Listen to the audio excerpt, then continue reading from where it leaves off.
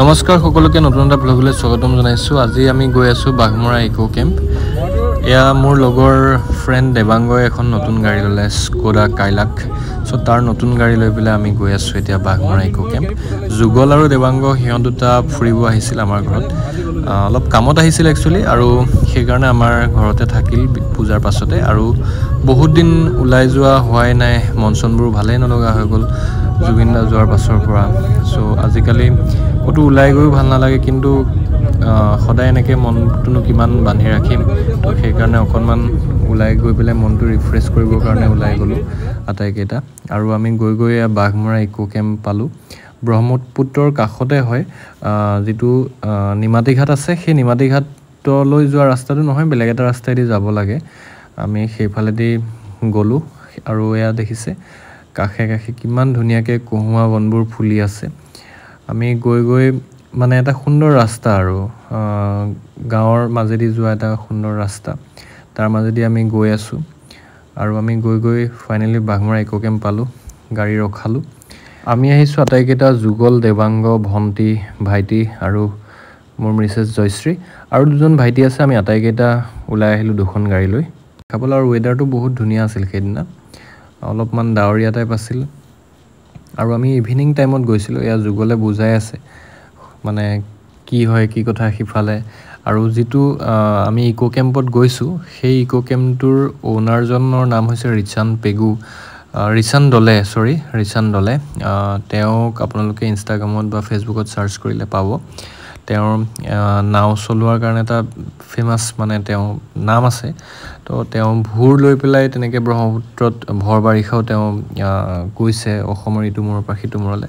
আৰু আমি সোমাই গৈ এয়া আমাৰ অতি মৰমৰ, আমাৰ সকলোৰে হাৰ্টথ্ৰব জুবিন দাৰ ফটোখন পালোঁ। আৰু তাতে আমি সেৱা জনাই পেলাই আমি ইকো কেম্পটোলৈ সোমাই গ'লোঁ। আৰু মনটো বহুত আৱেগিক হৈ যায় প্ৰত্যেকটো মুহূৰ্ততে যেতিয়া দাদাৰ ফটোখন দেখোঁ বা গান শুনো। এয়া আমি গৈ পেলাই তাতে পালোঁ, আৰু এটা সুন্দৰ পৰিৱেশ, মানে বগৰী গছৰ তলত, আৰু বগৰী গছেৰে আৱৰি আছে, তাতে একো চালি নাই, কমপ্লিট মানে এটা তেওঁলোকৰ মিচিং কালচাৰ, তেওঁলোকৰ খোৱা খাদ্যাভাসৰ পৰা আৰম্ভ কৰি গোটেইখিনি। চাংঘৰ আছে তাতে, কেম্পিং কৰিবৰ কাৰণেও চাংঘৰ আছে সৰু সৰুকৈ। তো আমি অলপমান এইজনেই হৈছে ৰিচান দা, তেওঁৰ লগতো অলপমান কথা হ'লোঁ। তেওঁ কি কৰে, ব্ৰহ্মপুত্ৰৰ সিপাৰে যিবোৰ চাপৰি থাকে, সেই আইলেণ্ডবোৰত মানে তেওঁ লৈ যায় নিজে নাও চলাই পেলাই। আৰু তাতে তেওঁ যিখিনি ইণ্টাৰেষ্টেড হয়, যি বিচাৰে তেওঁলোকে গৈ পেলাই তাতে মানে বুটিং কৰিব পাৰে, তেওঁ নিজে চলাই যায়।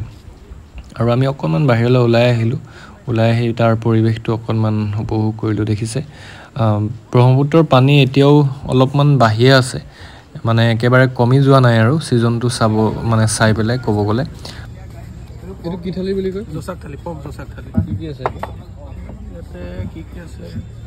এইটো বেলি আছে, পৰ্ক বেলি। এইটো কি লৈছে যুগল?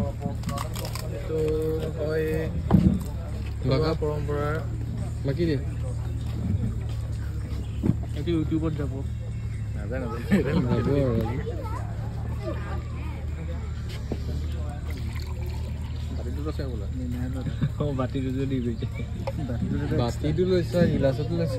পৰ্ক জোচাক। সি পূৰা জোচ, মানে সি গৈয়ে কৈছে যে নাই মই আজি জোচাকটো ট্ৰাই কৰিম। এইটো তেওঁলোকৰ মিচিংসকলৰ কিবা কালচাৰ, মানে এথনিক তেওঁলোকৰ এটা পৰম্পৰাগত খাদ্য। আৰু তো নাজানো তাত কেনেকৈ কি আছে, আমাৰ লগত নিমিলে দেই তাৰ থালিটো।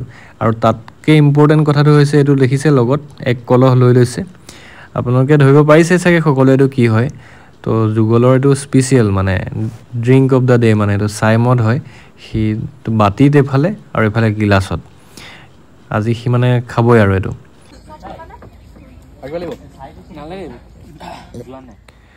আমি লাঞ্চ কৰাৰ পাছত আকৌ অলপমান ওলাই গ'লোঁ, মানে জেগাটো ইমানেই ধুনীয়া, আঁতৰি আহিব মনেই নাযায়।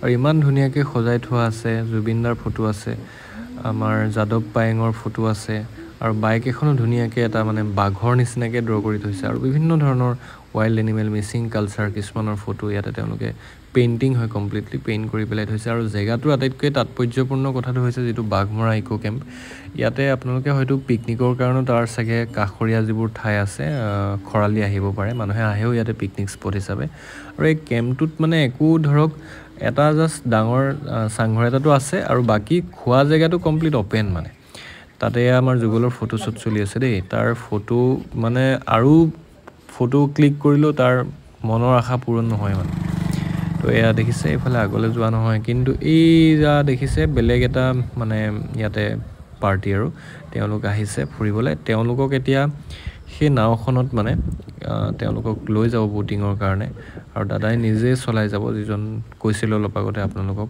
ওনাৰ বুলি এইজন আগত গৈছে আৰু তেওঁ আটাইতকৈ ধুনীয়া বস্তুটো হৈছে চাওক তেওঁ এটা বাঁহী লগত লৈ গৈছে আৰু ৱেডাৰটো মানে লাহে লাহে ইমান ধুনীয়া হৈ গৈ আছে চিপচিপকৈ অকণমান বৰষুণো পৰিছিল আৰু মানে ডাৱৰখিনি পূৰা আৱৰি আহিছে বহুত বেছি মানে ডাৱৰীয়া হৈ গৈছিল পটকৈ কিন্তু তেতিয়া তেওঁ দাদাই লৈ যোৱা নাছিল আকৌ বতৰটো অকণমান মুকলি হ'লত তেওঁ লৈ গৈছে আৰু সৌ চাপৰিবোৰত পূৰা কহুৱা মানে ডাঠ কহুৱা তাতে গৈ ফটোশ্বুট কৰিব তেওঁলোকে আৰু তেওঁ যাওঁতে বাঁহী বজাই যায় পৰিৱেশটো মানে তাতে ছানছেটৰ সময় ইমান এটা ধুনীয়া পৰিৱেশ কমপ্লিটলি মানে নেচাৰেল আৰু ইয়াতে একো আৰ্টিফিচিয়েল কথা নাহে মানে তো বহুত এটা ভাল লগা পৰিৱেশ আৰু এয়া আমাৰ ৰাইজ সকলো নিজৰ নিজৰ কামত ব্যস্ত কোনোবাই ফটো উঠাইছে কোনোবাই ভিডিঅ' কৰিছে কোনোবাই কথা পাতিছে কোনোবাই এনভাইৰনমেণ্ট উপভোগ কৰিছে আৰু এয়া যুগলে বুজাই আছে যুগলে ইজ এ ভেৰি গুড এক্সপ্লেইনাৰ সি ধুনীয়াকৈ ডেছক্ৰাইব কৰিব গোটেই কথাখিনি তো এয়া দেখিছে নাৱত গৈ আছে সকলো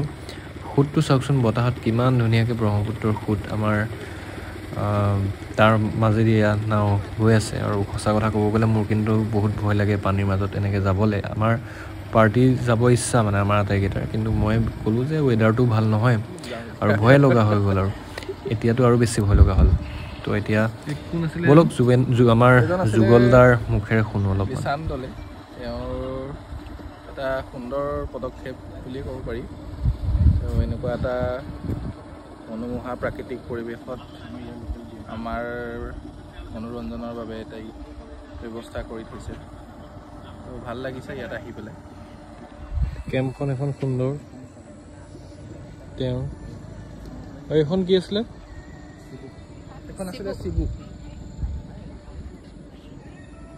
ভূৰ আৰু মানে নাও হয় হয়